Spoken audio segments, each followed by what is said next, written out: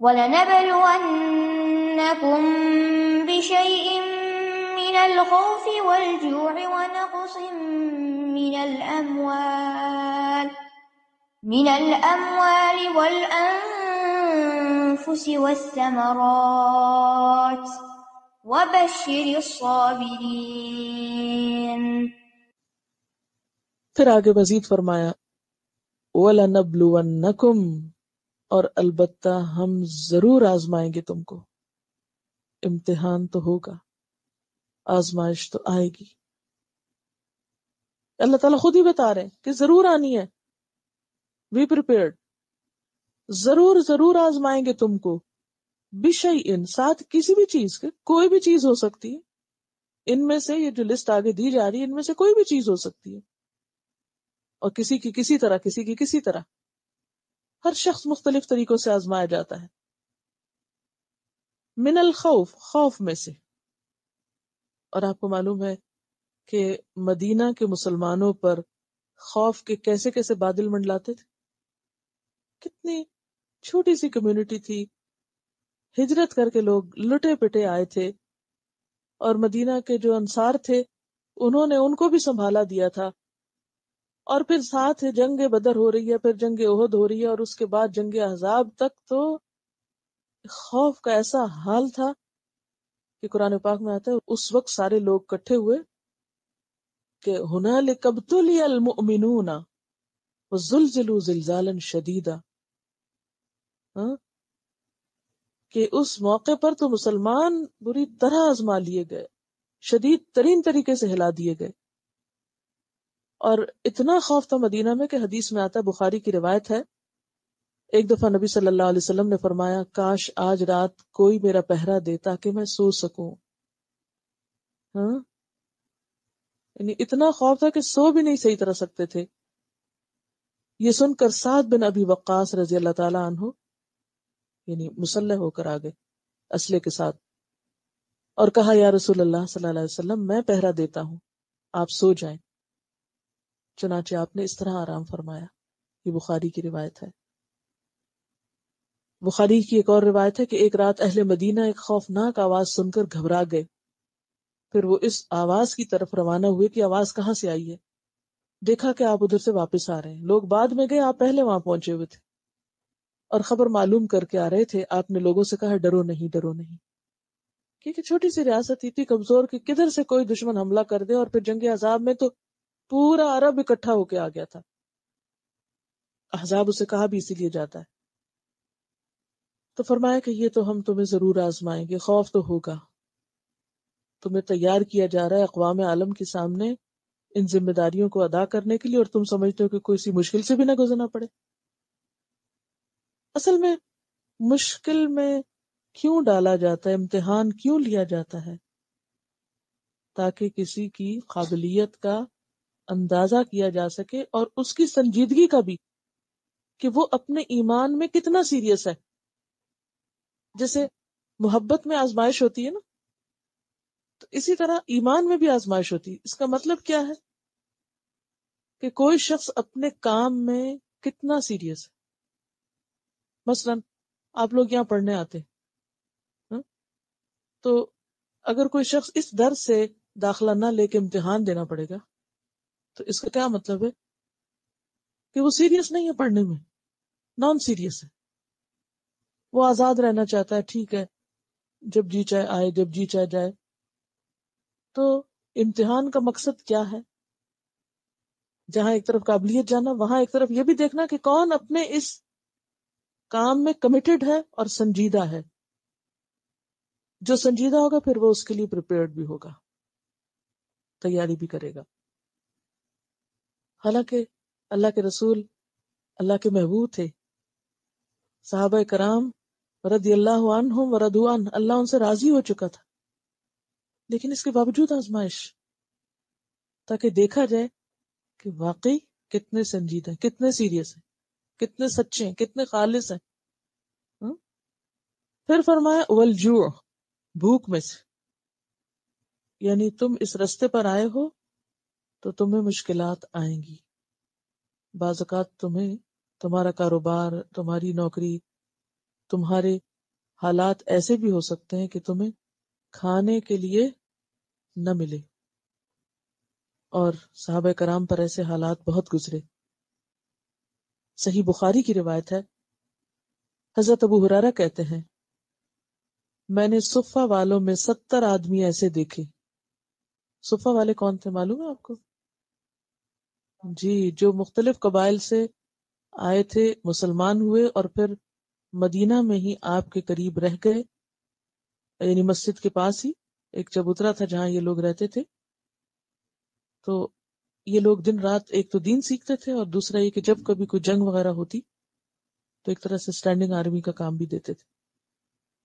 تو حضرت ابو ہریرہ کہتے ہیں، کیونکہ حضرت ابو ہریرہ خود کن میں سے تھے؟ اصحاب صفہ میں سے تھے۔ یہ وہ لوگ تھے جن کی فیملیز وہاں مدینہ میں نہیں تھی، فیملیز کہیں اور تھی، نہیں جیسے وہ کسی ہاسٹل ہوتا ہے نا، جیسے اس طرح مسجد کے پاس رہ رہے تھے۔ کہتے ہیں میں نے صفہ والوں میں 70 آدمی ایسے دیکھے ہیں جن کے پاس چادر تک نہ تھی۔ ظاہر ہے کہ کاروبار کرنے کا تو وقت ہی نہیں تھا، پیسے کمانے کا وقت نہیں تھا، کیونکہ اگر پیسے کماتے، کاروبار کرتے، تجارت کرتے تو پڑھتے کب؟ دو کام ایک وقت میں تو نہیں ہو سکتے نا۔ یا تو فقط تہبند تھا یا فقط کمبل تھا، یعنی اتنی منیمم چیزوں سے گزارا کیا انہوں نے، اپنی ضروریات کم کر دی، مشن آگے آ گیا، ضروریات پیچھے چلی گئی، جسے انہوں نے گردن سے باندھ رکھا تھا۔ نہیں، ایک ڈریس، ون سنگل چادر ہوتی تھی، وہی لپیٹتے تھے، یعنی قمیض اور شلوار نہیں ہوتی تھی، یا کرتا اور تہبند نہیں ہوتا تھا، صرف تہبند، اسی کو لپیٹ کے اسی کو اوپر گردن میں باندھ لیتے تھے، اور وہ قمیض کا کام دیتا تھا۔ آپ نے شاید ایسے نظارے نہ دیکھے ہوں، مجھے بنگلہ دیش جانے کا اتفاق ہوا اور میں نے اپنی آنکھوں سے لوگوں کو ایسے ڈریس میں دیکھا ہے۔ بعض علاقوں میں وہاں بھی بہت غربت ہے کہ لوگ ایک ہی چادر لیتے ہیں، یعنی عورتیں ساڑی کا بلاؤز نہیں ہے ان کے پاس، وہ اسی کو نیچے لپیٹ کے اسی کو اوپر لپیٹ لیتی ہیں، اور پھر بعض اوقات شدید ننگی بھی ہوتی ہیں اس میں، کیونکہ ذرا جھکے یہاں، ذرا آگے پیچھے ہوئے تو وہ کھل گیا سطر سارا، تو بلاؤز نہیں ان کے پاس۔ تو انہی اصحاب صفہ کے پاس قمیص نہیں ہوتی تھی، ایک چادر صرف، جسے وہ نیچے سے لپیٹ کر اوپر، اور ایک دو نہیں تھی، یہ 70 لوگ ایسے تھے جو کسی کی آدھی پنڈلیوں تک پہنچتا، کسی کے ٹخنوں تک، جسے وہ اپنے ہاتھ سے سمیٹتے رہتے اس ڈر سے کہ کہیں ان کا سطر نہ کھل جائے۔ حالانکہ یہ اپنے گھروں میں رہتے، تجارتیں کرتے، کام کاروبار کرتے، تو ان کے پاس بہت کچھ ہوتا اپنے پہننے، کھانے پینے کو۔ حضرت عائشہ نے اپنے بھانجے عروہ بن زبیر سے کہا، میرے بھانجے، یہ ان کے شاگرد بھی تھے، ہم پر ایسا وقت گزر چکا ہے کہ ہم ایک چاند دیکھتے، پھر دوسرا چاند، یعنی 2 مہینے گھر میں آگ نہیں جلتی تھی۔ عروہ نے کہا، خالہ، پھر تمہاری گزر کس چیز پہ ہوتی؟ پھر آپ گزارا کیسے کرتے تھے؟ حضرت عائشہ نے فرمایا، انہی 2 کالی چیزوں پر، یعنی کھجور اور پانی۔ اتنا ضرور تھا کہ چند انصاری لوگ آپ کے ہمسائے تھے جن کے پاس بکریاں تھیں، وہ آپ صلی اللہ علیہ وسلم کے لیے بکریوں کا دودھ تحفے کے طور پر بھیجا کرتے تھے، جس سے آپ ہمیں بھی پلاتے تھے۔ یعنی کوئی ایسی چیز نہیں ہوتی تھی جسے کک کر کے کھا سکے، پانی اور کھجور، پانی اور کھجور۔ اسی لیے جو مکہ سے لوگ آئے تھے وہ کھجور کے عادی نہیں تھے، دودھ اور گوشت کے عادی تھے۔ تو ایک دفعہ آپ جمعے کا خطبہ دے رہے تھے تو ایک شخص اٹھا اور چیخ پڑا، یا رسول اللہ صلی اللہ علیہ وسلم، کھجور نے ہمارے پیٹ جلا دیے۔ یعنی مسلسل صرف کھجور ہی کھانی پڑ رہی ہے، ون ڈائٹ ہے، اور اس سے ہمارے جسم جو ہے اسے قبول نہیں کر، کیونکہ ہر جسم جو ہے وہ خاص قسم کی غذا قبول کرتا ہے۔ جن علاقوں میں لوگ چاول کھانے کے عادی ہوتے ہیں وہ روٹی نہیں کھا سکتے، جو روٹی کے عادی ہوتے ہیں چاول ان کو نقصان دیتے ہیں۔ کوئی مکی کھانے کا اسٹیپل فوڈ جو ہوتا ہے نا ایک، تو مکہ والوں کا اسٹیپل فوڈ ڈیٹس نہیں تھی، اس لیے مرضی کے خلاف ایک غذا، اور وہ بھی بار بار کھانے سے ان کی صحت جو تھی وہ شدید متاثر ہو چکی تھی۔ یہ بھی بخاری کی روایت ہے۔ یہ ساری احادیث جو ہے وہ اوتھینٹک اور صحیح احادیث ہیں، تاکہ کسی کو کوئی شک نہ ہو کہ شاید یہ من گھڑت قصے ہیں جو کہیں سے گھڑ کے سنائے جا رہے ہیں۔ حضرت ابو ہریرہ فرماتے ہیں کہ آپ کی آل پر، یعنی نبی صلی اللہ علیہ وسلم کے گھرانے پر آپ کی وفات تک ایسا وقت نہیں گزرا کہ انہوں نے مسلسل 3 دن تک پیٹ بھر کے کھانا کھایا۔ یعنی نبی صلی اللہ علیہ وسلم جب فوت ہو گئے اس وقت تک ان کے پاس کبھی ایسا نہیں ہوا کہ 3 دن کنزیکٹو ایسے گزرے ہو کہ آپ پیٹ بھر کے کھائے ہو. تو یہ انہیں پہلے ہی وارننگ دے دی گئی کہ جس عظیم الشان کام کے لیے تم اٹھائے گئے ہو اس میں تمہیں بہت سی قربانیاں کرنی پڑیں گی، کیونکہ ایک چیز چھوڑے بغیر دوسری حاصل نہیں ہوتی.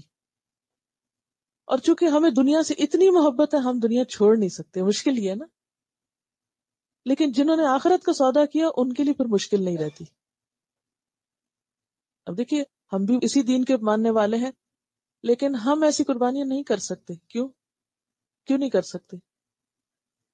ایک تو اس طرح دین اترا نہیں، دوسرا یہ ہے کہ ہمیں ذمہ داری کا احساس بھی کوئی نہیں کہ یہ کوئی بڑی بات ہے. ہم سمجھتے ہیں اس سے کیا فرق پڑتا ہے، ٹھیک ہے کچھ لوگ کر لیں، کرتے ہیں تو ہم اسے اپنا کام نہیں سمجھتے نا، اور نہ سمجھتے ہم سے پوچھ ہوگی.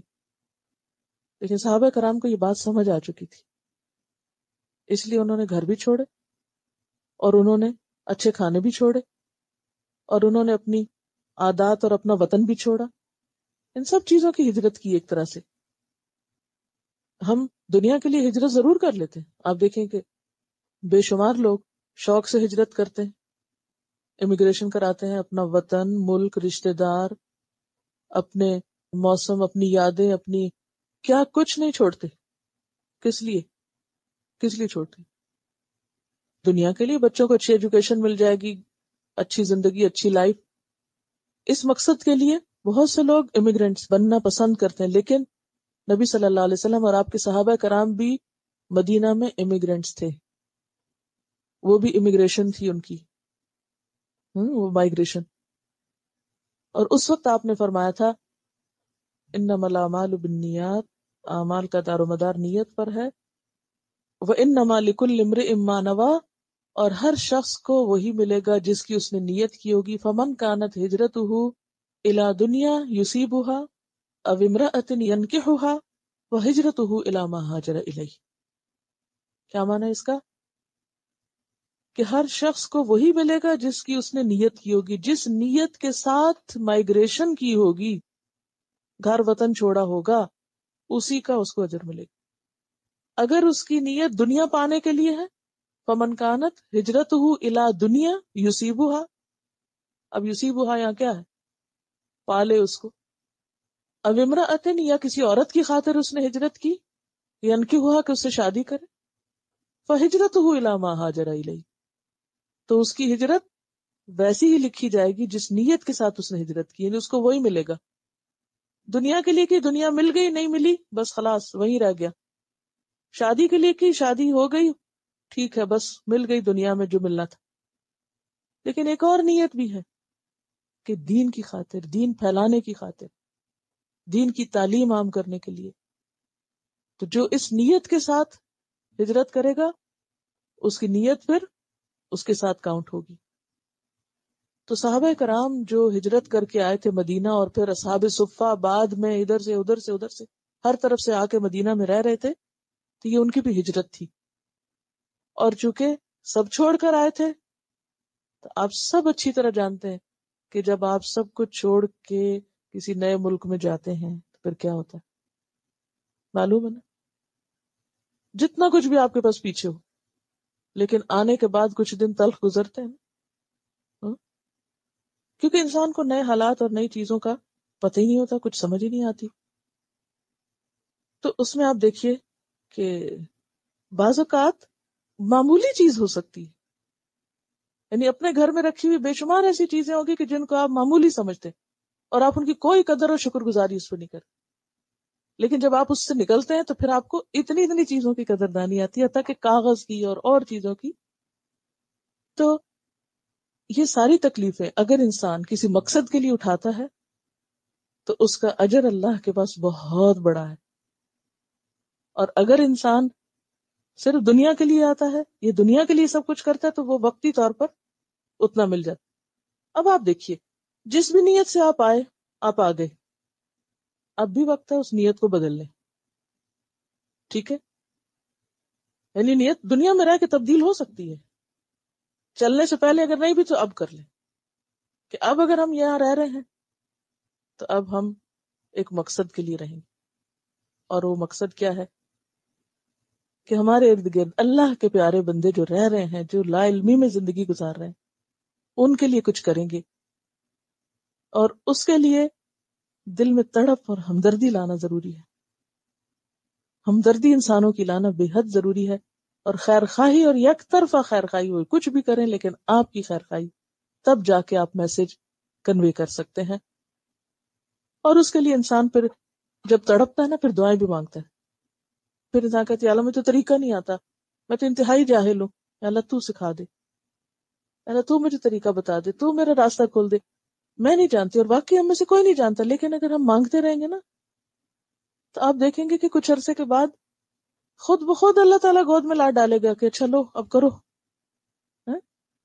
ضروری نہیں ہوتا ہم آج مانگے اور کل ہی کر لیں، لیکن نیت کا درست کرنا اور پھر تڑپ کا لانا بے حد ضروری ہے، تاکہ انسان ایک مقصد کے لیے جیے. اور اگر کوئی مشکلات آئیں بھی تو ان کا صرف یہ نہیں کہ دنیا کا رونا دھونا جاری رکھیں، بڑے مقصد کے لیے ان کو برداشت کریں تو اللہ تعالیٰ اس پر اجر بھی بے شمار دے گا. کیونکہ پیچھے کا اللہ صبر کرنے والوں کے ساتھ ہے، یہاں کیا کہا؟ بشر الصابرین، خوشخبری دے دو صبر کرنے والوں کو. یعنی بشارت ہے، اللہ کا ساتھ ہے. یہ کتنی بڑی نعمتیں ہیں، کتنا بڑا مقام ہے کہ کسی کو اللہ کہے میں تمہارے ساتھ ہوں. ہم؟ پھر کیا فرمایا؟ وَنَقْصٍ مِّنَ الْأَمْوَالِ، مالوں کی کمی. حضرت ابو موسیٰ اشعری فرماتے ہیں کہ ہم 6 آدمی آپ کے ساتھ ایک لڑائی کو نکلے. سواری کے لیے ہم سب کے پاس ایک اونٹ تھا. 6 لوگوں کے لیے کیا سواری تھی؟ ایک اونٹ. باری باری اس پہ سوار ہوتے. چلتے چلتے ہمارے پاؤں پھٹ گئے، چلتے چلتے پاؤں پھٹ گئے. اور ابو موسیٰ اشعری کہتے ہیں میرے تو پاؤں پھٹ کے ناخن بھی گر پڑے. اس حال میں ہم پاؤں پہ چیتھڑے لپیٹتے تھے چلنے کے لیے، جوتا تو تھا ہی نہیں، کپڑے لپیٹ لپیٹ کے کہ زمین بھی تو آپ دیکھیں عربوں کی کتنی گرم. اسی لیے اس لڑائی کا نام غزوہ ذات الرقاع، چیتھڑوں والی لڑائی پڑ گیا. یعنی اس جنگ کا نام پھر کیا ہو گیا؟ ذات الرقاع. یہ آپ نے پڑھا ہوگا تاریخ میں. ہاں؟ تو یہ مالوں کی کمی، والانفس، اور جانوں کی کمی. غزوہ احد میں 70 لوگ شہید ہوئے. اسی طرح ایک موقع پر کچھ لوگوں نے کہا ہم مسلمان ہو گئے، ہمیں پڑھانے والے بھیجیے. تو آپ صلی اللہ علیہ وسلم نے 70 کے قریب بہترین مدینہ کے قاری بھیجے، اور راستے میں ان کے ساتھ دھوکا ہوا، ان لوگوں نے ان کو مار ڈالا. ہاں؟ تو آپ دیکھیں کیسا غم. یہ واقعہ جب میں نے پڑھا کہ 70 بہترین قاری مدینہ سے آپ نے اپنے جگر کے ٹکڑے بھیجے اور وہ شہید کر دیے گئے، تو آپ پر کیا گزری ہوگی. یعنی انسان کسی کو تعلیم دیتا ہے، اتنی اس پہ محنت لگتی ہے، پھر انسان کا کیا دل چاہتا ہے کہ پراسپر کرے، بڑھے پھلے پھولے، یہ دوسروں کے لیے فائدے کا بنے. اور کس طرح وہ ہاتھ سے نکل جائے تو دکھ کا کیا عالم ہو. آپ لوگ نہیں یہ دکھ سمجھ سکتے، کیونکہ کسی کے ساتھ اس طرح کا تعلق ہو اور پھر اس کیفیت سے گزرے تو آپ کو معلوم ہوگا. یہاں پر فرمایا کہ اس راستے میں تو بہت سی مشکلات آئیں گی، مال بھی کم ہوں گے، جانیں بھی کم ہوں گی، جانیں بھی جائیں گی. کوئی میدان جنگ میں جائیں گے تو کوئی دھوکے سے جائیں گے، تو کوئی کسی حادثے سے، تو کوئی کسی بھی طرح. بس ثمرات، اور تمہارے ثمرات یعنی پھل، کھانے پینے کی چیزیں. جنگ تبوک میں کیا ہوا تھا؟ ہاں؟ کھیت پکے ہوئے تھے، کٹائی کا وقت تھا، کہا چب چلو 600-700 کلومیٹر دور چلو مدینہ سے. اب ذرا سوچئے، فصل پکی ہوئی ہے، اسی پہ انحصار ہے کس کا؟ آگے روزی روٹی کا، اور کہا چھوڑو اس کو اور چلو. کتنا مشکل کام ہے، کتنی مشکل مرحلہ ہو سکتا ہے. اور آپ کو معلوم ہے جن 3 صحابہ نے اس وقت صرف سستی کی تھی، یہ نہیں دیکھو نیت خراب تھی، صرف سستی کی، اچھا چاہتے ہیں جاتے ہیں. جیسے ہم اکثر کاموں میں سستی کرتے رہتے، اچھا کر لیں گے نا، پھر کر لیں گے. تو ان کے ساتھ پھر کیا ہوا تھا آپ انشاءاللہ آگے پڑھیں گے کہ ان کے ساتھ بائیکاٹ کیا گیا تھا. یعنی اتنی شدید ناراضگی کا نبی صلی اللہ علیہ وسلم نے ان سے اظہار کیا تھا کہ تم نے سستی کی اپنے فرض اور مشن کی ادائیگی میں. تو یہاں پر کیا ہے کہ ان سب چیزوں کی کمی تو ہوگی. پھر اسی طرح آپ دیکھیں کہ ایک حدیث میں آتا ہے، یہ بھی بخاری کی روایت ہے، جابر بن عبداللہ انصاری کہتے ہیں کہ آپ نے ایک لشکر سمندر کے کنارے بھیجا جس میں 300 آدمی تھے. ابو عبیدہ بن جراح سردار تھے. ہمارا راشن ختم ہو گیا. ابو عبیدہ نے حکم دیا سب لوگ اپنا اپنا بچا ہوا راشن ایک جگہ جمع کریں. یہ راشن کھجور کے 2 تھیلے تھے. 300 لوگ تھے اور کھجور کے 2 تھیلے. ابو عبیدہ اس سے تھوڑا تھوڑا کھانے کو دیتے، وہ بھی ختم ہو گیا تو ہمیں روزانہ صرف ایک کھجور کھانے کو ملتی. واہب نے جابر سے پوچھا بھلا ایک کھجور سے کیا بنتا ہوگا؟ جابر کہنے لگے وہ ایک کھجور بھی غنیمت تھی، جب وہ بھی نہ رہی تو ہمیں اس کی قدر معلوم ہوئی. پھر ہم سمندر پہ پہنچے تو کیا دیکھتے ہیں کہ ایک بہت بڑی مچھلی ٹیلے کی طرح پڑی ہے. سارا لشکر 18 دن اس کا گوشت کھاتا رہا. جب ہم چلنے لگے تو ابو عبیدہ نے حکم دیا کہ اس کی 2 پسلیاں کھڑی کی جائیں. وہ اتنی اونچی تھی کہ اونٹ پر کجاوا کسا گیا تو وہ اس کے نیچے سے نکل گیا. یعنی اتنی بڑی مچھلی تھی وہ، جس کو پورا لشکر پہ 18 دن. یعنی اللہ تعالیٰ ایسے موقع بھی پھر لاتا ہے کہ اپنے بندوں کو رزق دیتا ہے. بہرحال تو یہاں پر فرمایا کہ ہم ضرور تمہاری آزمائش کریں گے، خوف سے بھی، بھوک سے بھی، مالوں کی کمی سے، جانوں کی کمی سے، پھلوں کی کمی سے، یعنی کھانے پینے کی چیزوں کی کمی سے. وبشر الصابرین، اور خوشخبری دے دو صبر کرنے والوں کو. یہاں صبر پھر کیا ہوگا کہ جو ایسے حالات میں اس راستے سے واپس نہ لوٹیں، جمے رہیں، واپس نہ لوٹیں، جمے رہیں.